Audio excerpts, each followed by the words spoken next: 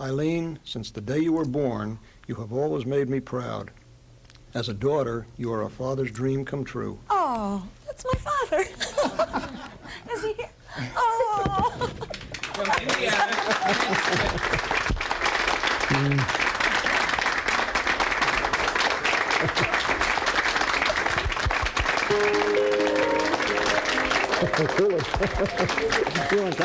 You are stinkers. I'm telling everyone, watch this. We're bringing in Tom's daughter, Betty, from Florida. Can we get the two of you, please, to move up here? Is Mom with you? No. She is? That worked. The Good Day staff flew Mr. Smith in last night. I want to thank everybody on the staff. What a nice thing to do. What a special father I have. How you doing? Oh, I need to put a mic on you. You have to be heard, too. And what a special daughter he has, too. What's the bond between a father and daughter? Is it different between the sons that you have, Mr. Smith? Oh, yeah, I'm sure it is. How is it different? Well, I think a father and daughter have a real closeness. The father and son have a closeness, too, but it's different with a daughter. I was tougher.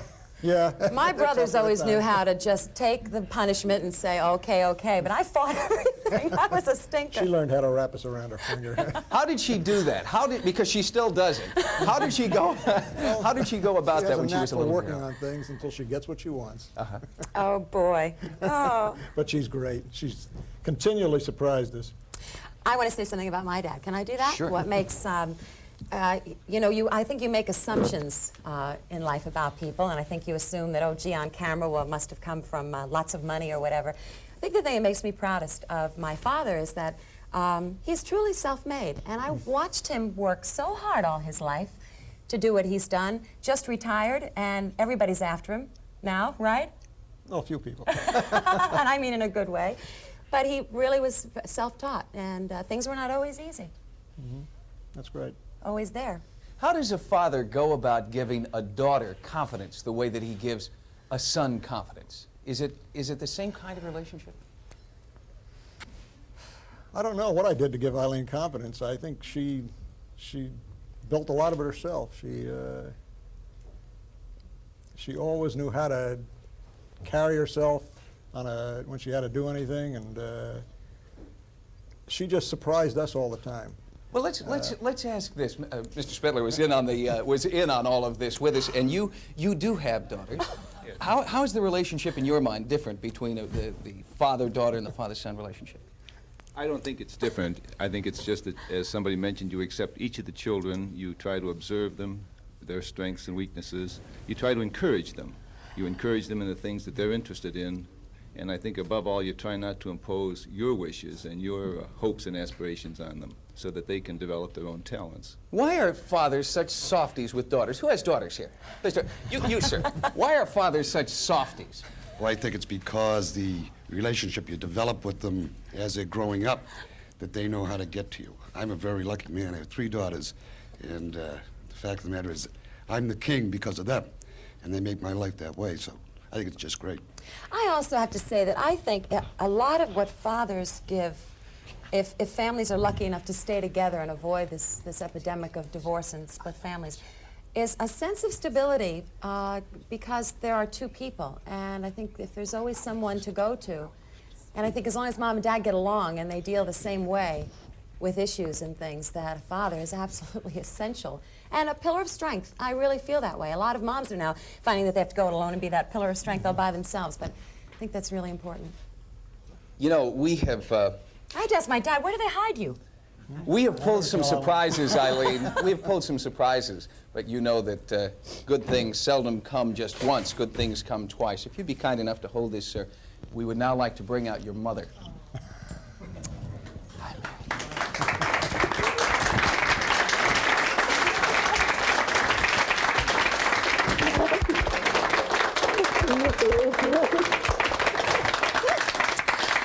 Oh, gee. The last time you were on the show, John Willis called you Mary Murphy. It's an O'Leary, right, Mom? That's right. How are you? How do you feel? Oh. How are you doing?